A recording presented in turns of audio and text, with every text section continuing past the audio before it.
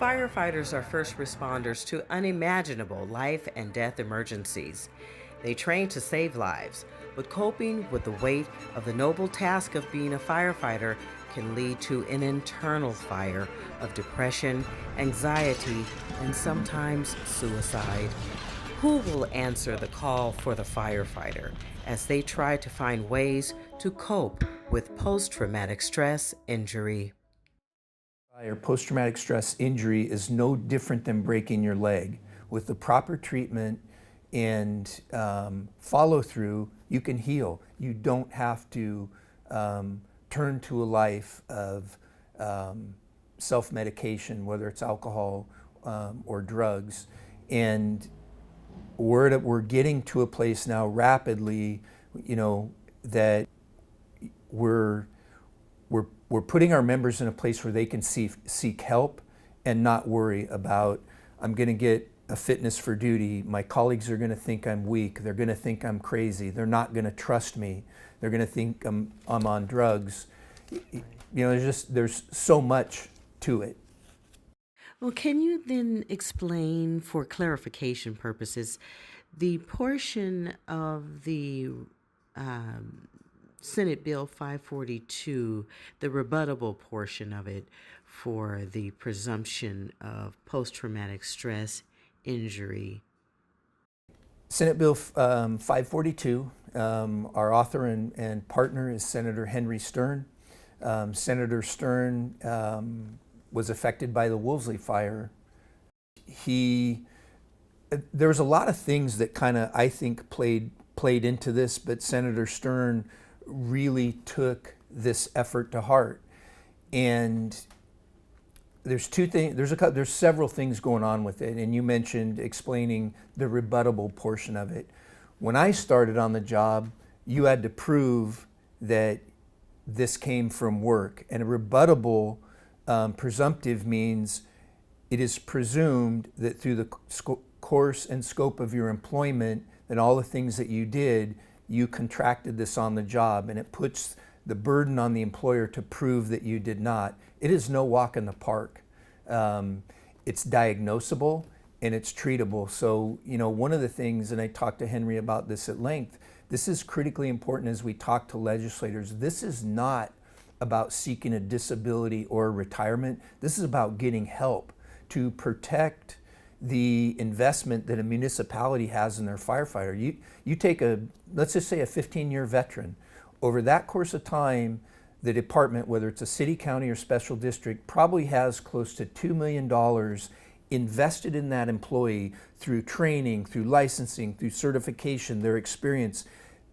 You don't want to just throw that away. You want to protect that. And so we're trying to change the whole thought process here. Protect your investment, and your investment is your people.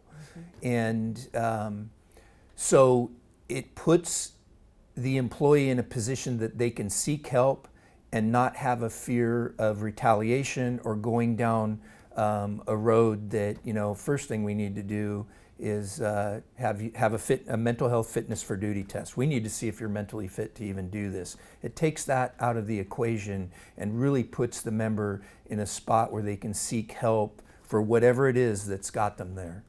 In confidentiality. In confidentiality, and it's treated by physicians. When I started in the fire service, and I think I said this, it was, you can't get a stress retirement. That's what we called it, stress.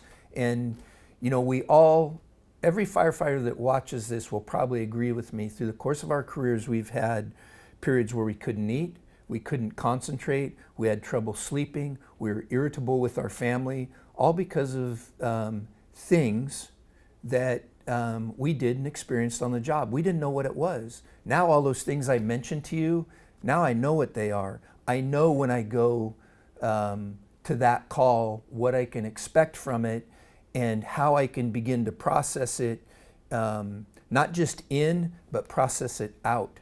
And that kind of comes into AB1116, the peer support bill and confidentiality. Right now, we're kind of living in a little bit of a utopia.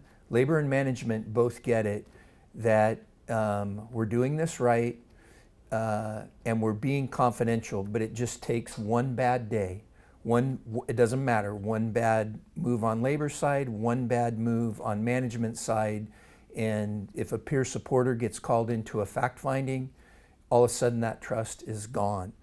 The other side of it, I guess I would say the opponents, and we heard this, and I actually spoke to Governor Brown as part of the discussion on the veto, was, there's a fear that you're trying to hide facts in an administrative hearing on a discipline or this or that.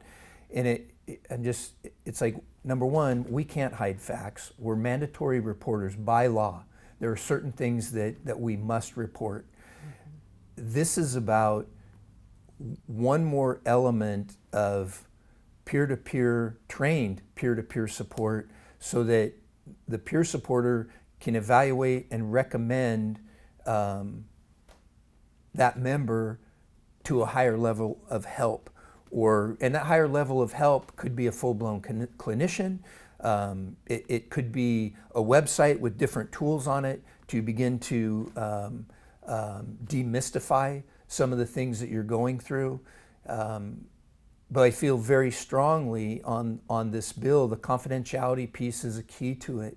We're not trying to hide anything from anybody. What we're trying to do is protect California's investment in their firefighters and protect their mental health by making sure they get treatment. Yeah, the long-term studies talk about the fact that firefighters don't even make it to retirement, where they can give back after ongoing treatment, if that's what they need, whatever the treatment, whatever form that treatment comes in, it will benefit the firefighter in the long term, who can reach retirement before suicide. Absolutely. I mean, I won't name names because people are still known in the community, but I think of one, and I will use his first name, Frank, a salt of the earth, a great firefighter. First guy that ever taught me to like a black walnut milkshake. If you never had one, they're delicious.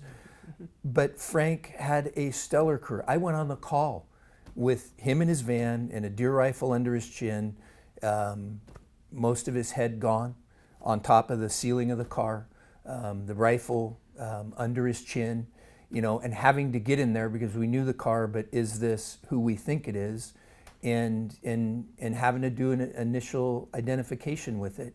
I'm just one firefighter. You can go across this state and find other guys and gals just like me that have had to do the same thing, down to the very day, I believe it was the last Senate committee hearing, I sat right next to Senator Henry Stern, and one of our members gave testimony, Captain Derek Robinson out of Kern County, and then I gave testimony, and I led off with this, and I forget the date, it was about mid-July, but I told the legislators, I go, in the last 3 weeks, 3 California firefighters have died by their own hand. In the last 3 weeks. And it hits home. It doesn't hit everybody, but when it does, and if it's the, in their mind, the ultimate cure, what do you even say to that? I shouldn't even, a normal person should not know 7 people that killed themselves. And you certainly shouldn't have worked with them. And we're so far behind the 8 ball in not just our recognition, but aggressively seeking legislation and help for our members. And I was at a line of duty service last week, a CAL FIRE young man that was lost in the line of duty, and I actually sent my boys a text and said, I am very grateful that you did not pursue a career in the fire service, because I saw a piece of my profession today that I didn't like. And what that was a father my age trying to come to grips with losing his 28-year-old boy. And I wanted to go over to the Capitol and really go, why the hell are we fighting for this? This stuff is a no-brainer. the community and the state is invested in these men and women's training, we are not taking care of them. And the fact that, you know, we're fighting tooth and nail for these protections, it's to me, it's mind-boggling. And so the crisis referral portion will make it possible for the firefighter who is in a crisis, who seeks help, to do what? What will those steps look like? What would you like for them to look like? So what you would see today, if we have a peer support program going and a firefighter seeks help from a peer, the peer is going to talk that firefighter through what they're going through and be able to identify where to plug him in or her in to the next line of resources. In the perfect world, you know, some of these things can be mitigated down peer to peer if it's caught early enough, but a person in crisis, you're not mitigating that down. But for us to have vetted clinicians that work with firefighters and know what we do for a living, it's a resource that is priceless. Here in Sacramento, through our behavioral health labor management group, the last count I had, we had 26 vetted clinicians that deal strictly with firefighters and that we have.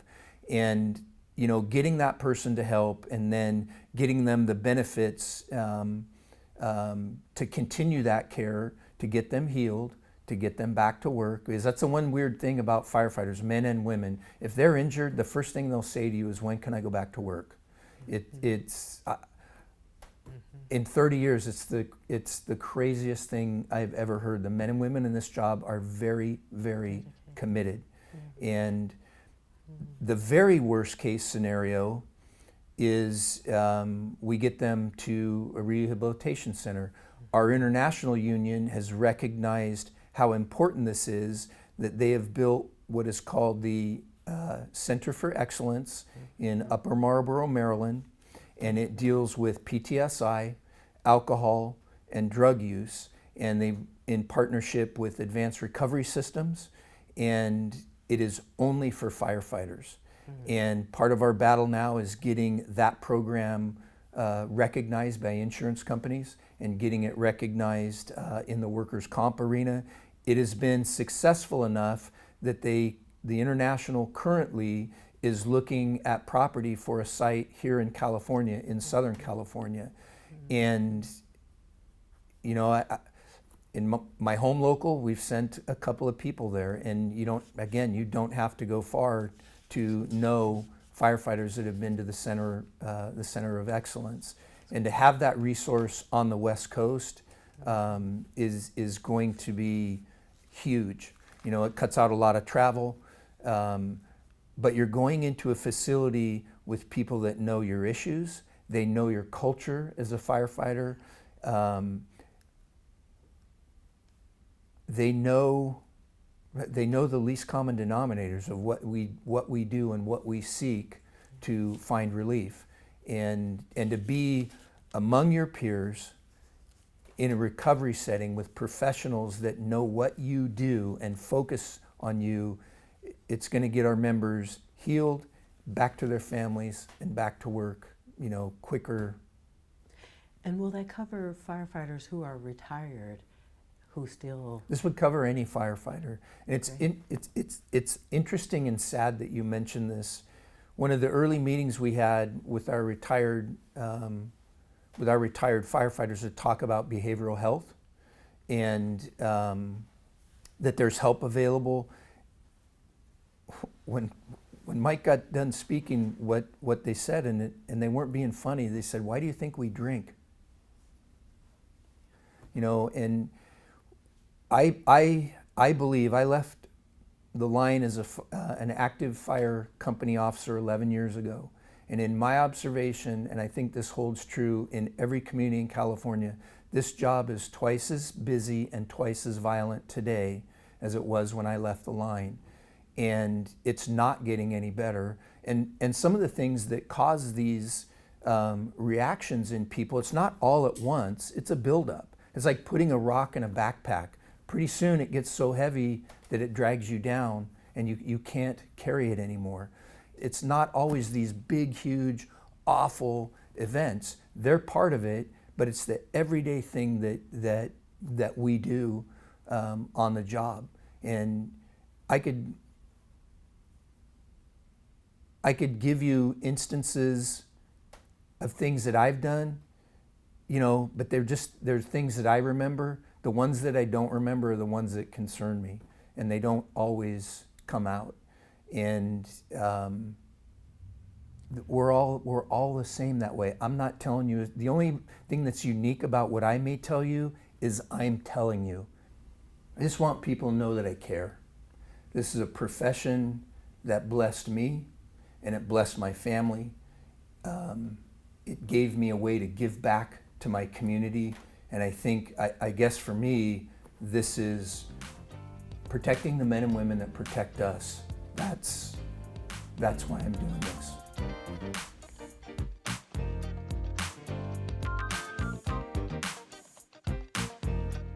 If you are in a crisis, call the National Suicide Prevention Lifeline at 1-800-273-8255 or call Safe Call Now, a 24-hour responder helpline at 1-206-459-3020.